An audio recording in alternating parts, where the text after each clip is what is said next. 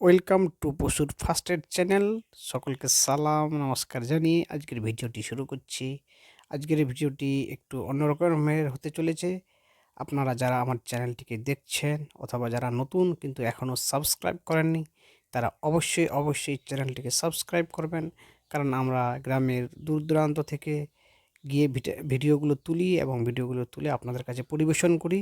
তো তার জন্য আপনারা যদি একটু সাবস্ক্রাইব করে দেন এবং তার সঙ্গে যে লাইক, কমেন্ট এবং শেয়ার যদি করেন, তাহলে খুবই আমরা এনার্জি পাবো এবং আরও উৎসাহিত হয়ে আরও বিভিন্ন ভিডিও নিয়ে আসবো। তো যাই হোক, আজকে কথা না বাড়িয়ে ভিডিওটি শুরু করছি। এই যে বাচ্চাটি দেখতে পাচ্ছেন, এর বয়স বেশি দিন না, জাস্ট ৩ দিন, এবং এই ৩ দিনের মাথায় সে কিন্তু প্রচণ্ড দুর্বল। এই যে দুর্বল হয়ে গেছে, তার মেন কারণ হচ্ছে অপুষ্টি, এবং সে কিন্তু যে দুধ মানে মায়ের কাছ থেকে যে খাবে, মানে গাভীর কাছ থেকে যে বাট থেকে দুধ খাবে, সেই ক্ষমতাটুকু বা তার নেই। তার একমাত্রই কারণ হচ্ছে সে প্রচণ্ড হারে দুর্বল।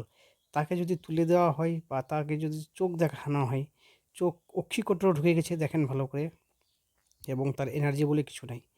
চোখ দেখলে বোঝা যাচ্ছে যে সে মনে হচ্ছে যে পেট থেকেই অ্যানিমিক কন্ডিশনে আছে এবং পুরো সাদা ফ্যাকফ্যাকে দেখাচ্ছে। তো এই যে একটা কন্ডিশন, এই কন্ডিশনের জন্য আমরা কিন্তু যারা মানে মালিক বা ওনার, তারাই কিন্তু দায়ী। এর জন্য আমাদেরকে কী করতে হবে? এর জন্য আমাদেরকে যখন পেটে বাচ্চা থাকবে, তখন কী করতে হবে?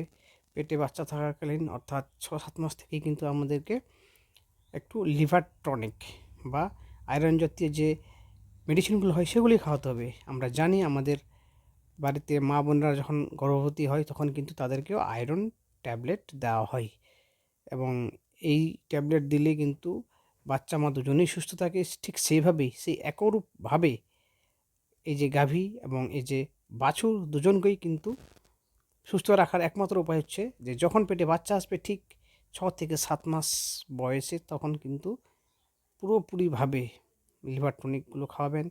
আর যেটা আমি বারবার বলে থাকি যে ডিওয়ার্মিং করাবেন, অর্থাৎ কৃমিনাশক ওষুধ খাওয়াবেন, এবং কৃমিনাশক ওষুধ যদি খাওয়ান তাহলে কিন্তু একটু অ্যানিমিক কন্ডিশন হওয়ার চান্স খুবই কম থাকে। তো দেখুন যে বাচ্চাটা যে একটু দাঁড়াবে বা দৌড়াবে, সেরকম কিন্তু কন্ডিশন বা পরিস্থিতি নাই। মনে হচ্ছে যে ঢুলে পড়ছে, এবং যে সে খাবে, খাওয়ারও কিন্তু সেরকম নাই। যেটা জানা গেল, ও মানে দুধ যে টেনে খাবে সেই ক্ষমতাটুকু নেই। তো এই জন্যই আমাদের সচেতন হতে হবে, এবং দেখতেই পাচ্ছেন যে এতটাই দুর্বল যে সে কিন্তু হাঁটাচলা করতেও তার সমস্যা হচ্ছে। তো আমি বারবার বলি, হাঁটাচলা করার যে অসুবিধা তার জন্ম থেকেই, অর্থাৎ তার মাকে যদি আমরা ভালো করে প্রোটিন বা পুষ্টি জাতীয় খাবার খাওয়াতাম, তাহলে কিন্তু বাচ্চাটা এতটা দুর্বল হতো না।